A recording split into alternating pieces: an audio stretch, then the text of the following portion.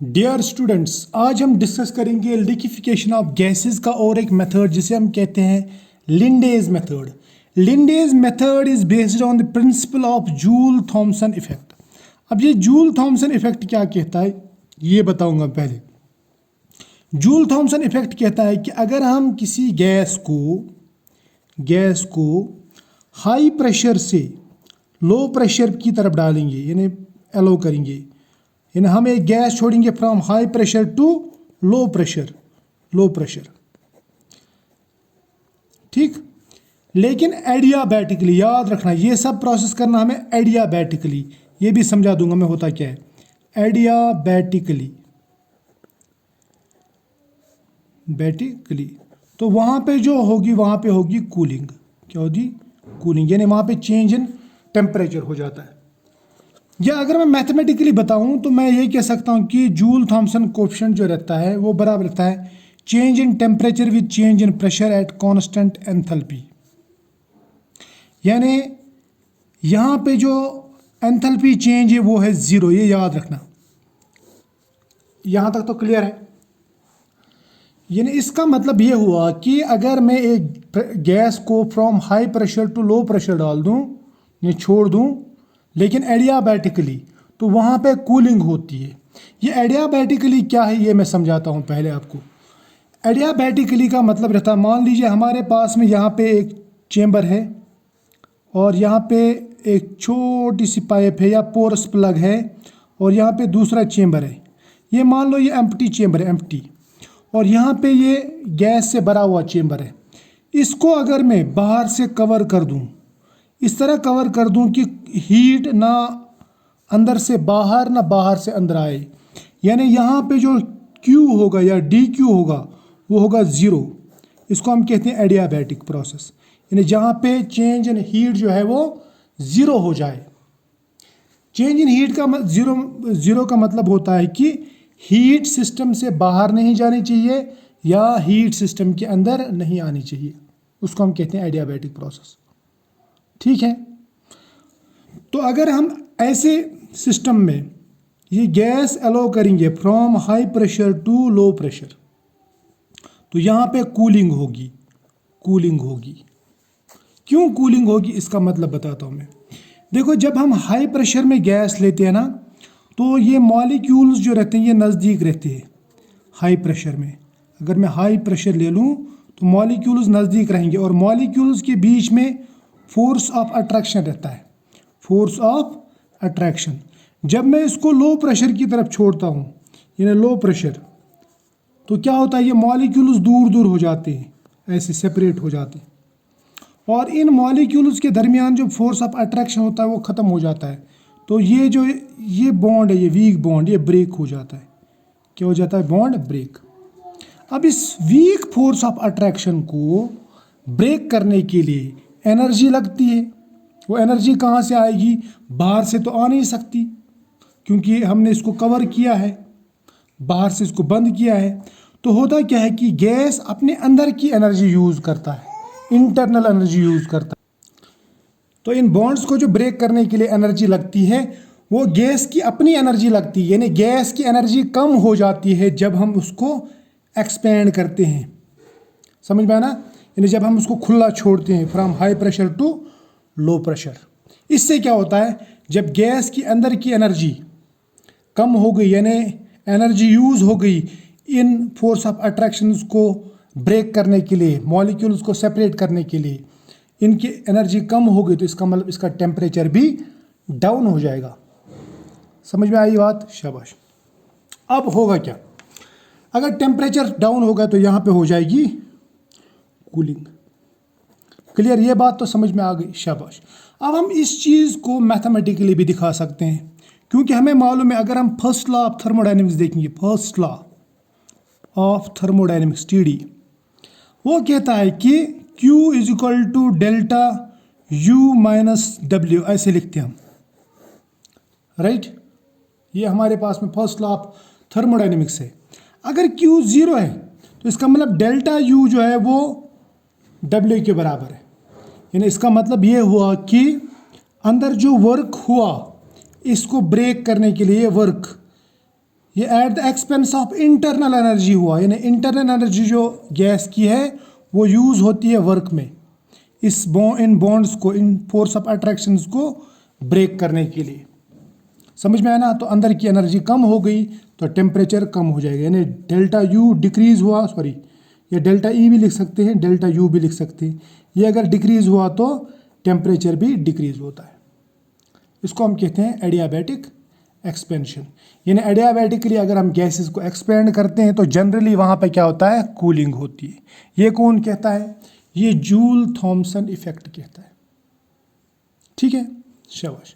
अब क्या हमेशा कूलिंग होती है, ये भी देखेंगे, और कूलिंग कितनी होती है और कितनी नहीं ये भी देखेंगे।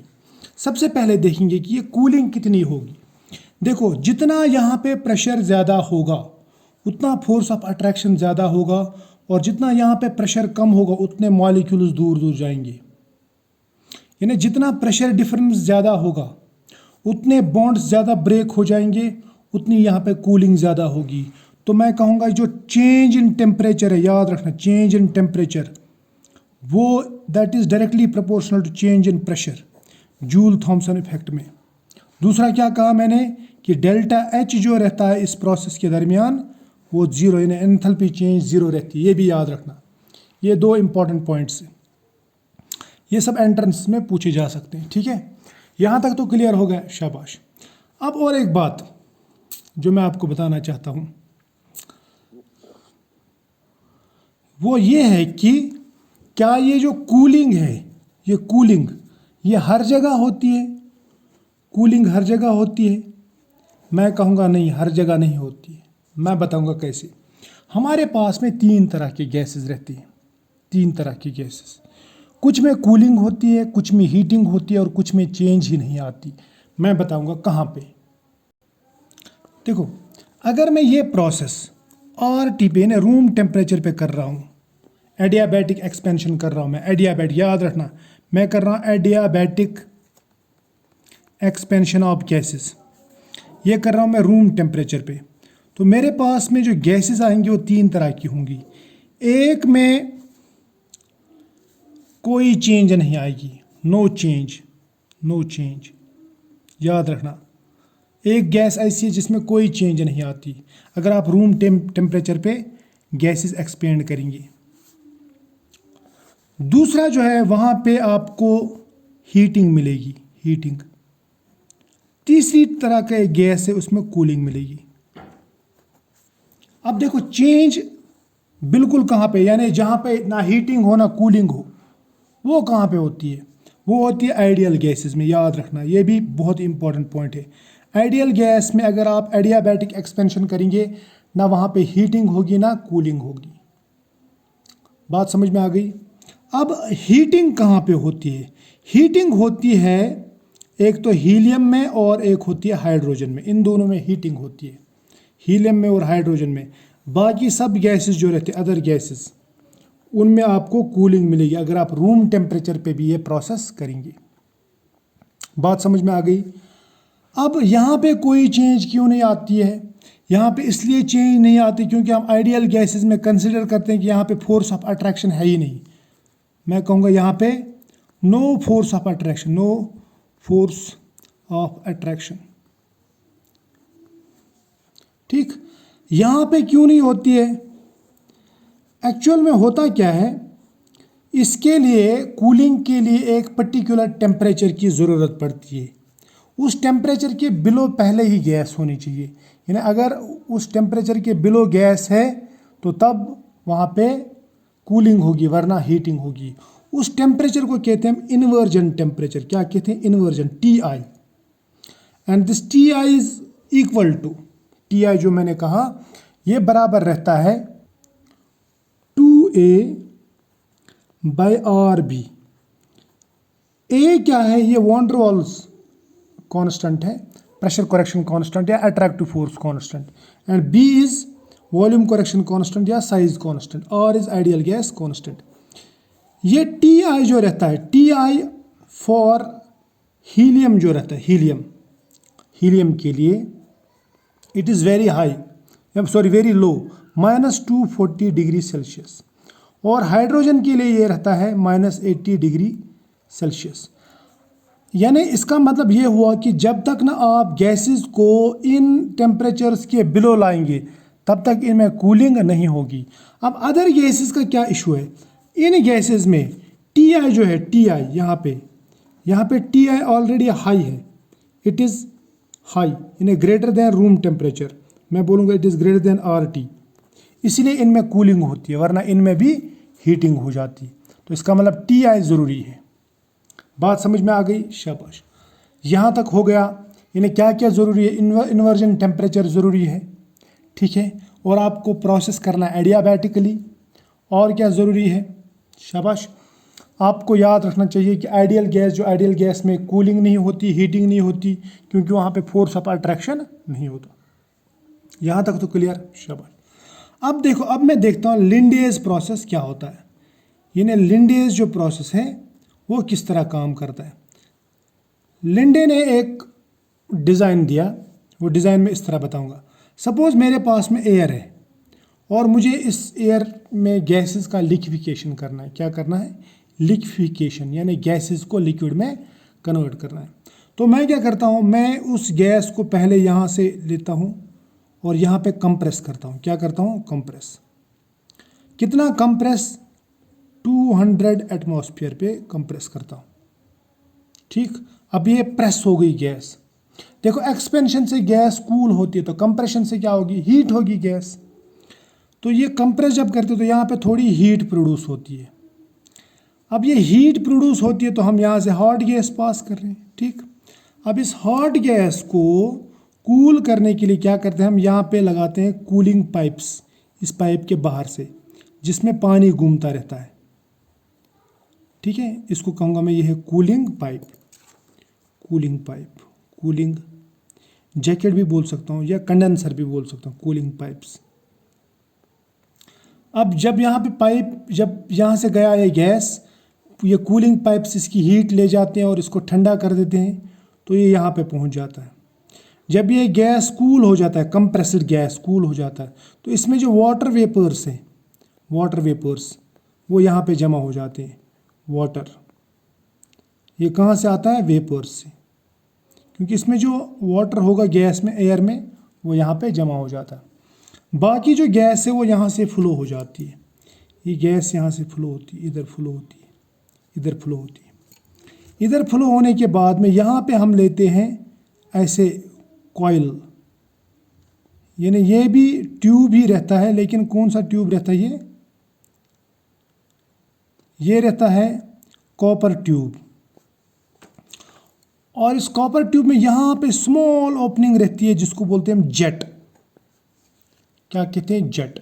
यहाँ से जो एयर आया, कंप्रेस होकर आया, यहाँ से निकला, जो यहाँ से फ्री हो जाता ना, छूट जाता है, तो यहाँ पे लो प्रेशर होता है, लो प्रेशर। प्रेशर कितना, प्रेशर ये 50 एटमॉस्फेयर पे ओपन हो जाता है, यानी 200 एटमॉस्फेयर से 50 पे पहुँच जाता है ये। तो यहाँ पे 50 एटमॉस्फेयर प्रेशर है। तो इससे क्या हो जाएगा, ये गैस जो ना अचानक से जब खुल जाएगी तो ये कूल हो जाएगी, तो यहाँ पे कूलिंग शुरू होती है, कूलिंग। बात समझ में आ गई, कूलिंग होती है यहाँ पे। अब अगर कूलिंग हो गई तो कूलिंग से कोई गैस डायरेक्ट लिक्विड में कन्वर्ट हो जाती है कूल होने पे, तो कोई गैस कूल नहीं होती। समझ में आया, तो कोई गैस कूल हो जाती है यहाँ पे, कोई गैस इस प्रेशर पे 50 एटमॉस्फेयर पे कूल नहीं होती। जो कूल होती है, सॉरी, ये लिक्विफाई हो जाती है, जो लिक्विफाई हो जाती है वो लिक्विड के फॉर्म में यहाँ निकल जाती है। और जो गैस लिक्विफाई नहीं होती है वो कूल्ड गैस यहाँ से इधर जाती है, इधर वापस, इधर से फ्लो होती है वापस, ठीक, इधर से जाती है, ये इधर से जाती है, इधर से जाती है कूल्ड गैस। और फिर हम इस कूल्ड गैस को फिर यहाँ ले जाते हैं, फिर कंप्रेसर में डालते हैं। अब ये कूल हो गई, थोड़ी सी ठंडी हो गई, फिर इसको प्रेस करते हैं, फिर फर्दर कूल करते हैं। तो बार बार ये कूलिंग होती है। दिस रिपीटेड कूलिंग जो रहती है, रिपीटेड कूलिंग, रिपीटेड कूलिंग, इसको हम कहते हैं कास्केड कूलिंग। क्या कहते हैं, कास्केड कूलिंग। यानी पहले थोड़ा सा ठंडा किया, फिर से रिपीट किया, फिर से थोड़ा ठंडा। तो एक पॉइंट ऐसा आता है कि इतना ठंडा हो जाता है कि ये लिक्विफाई हो जाता है। समझ में आया ना, बात समझ में आ गई। जब ये बहुत ज़्यादा ठंडा हो गया तो पूरी गैस लिक्विफाई हो जाती है। ये कास्केड कूलिंग का जो कॉन्सेप्ट है ये दिया था, कॉन्सेप्ट जो दिया था, ये जो आइडिया दिया था, ये दिया था एक साइंटिस्ट, उसका नाम था पिक्टेट। पिक्टेट ने दिया था ये याद रखना। किसने दिया था ये? पिक्टेट ने। यहाँ तक तो क्लियर हुआ, शाबाश। इसको क्या कहा था मैंने? ये कॉइल्स क्या है? ये कॉपर कॉइल्स है, कॉपर स्पाइरल कॉइल्स या स्पाइरल ट्यूब बोलूँगा मैं इसको। यहाँ तक ठीक है, शाबाश। अब देखो और एक चीज़ बताता हूँ मैं आपको। हमने लिखा ऊपर इन्वर्जन टेम्परेचर, यानी ये वो टेम्परेचर है below which gases start cooling on expansion. और एक टेम्परेचर हमने पढ़ा था, क्रिटिकल टेम्परेचर इंपॉर्टेंट है। क्रिटिकल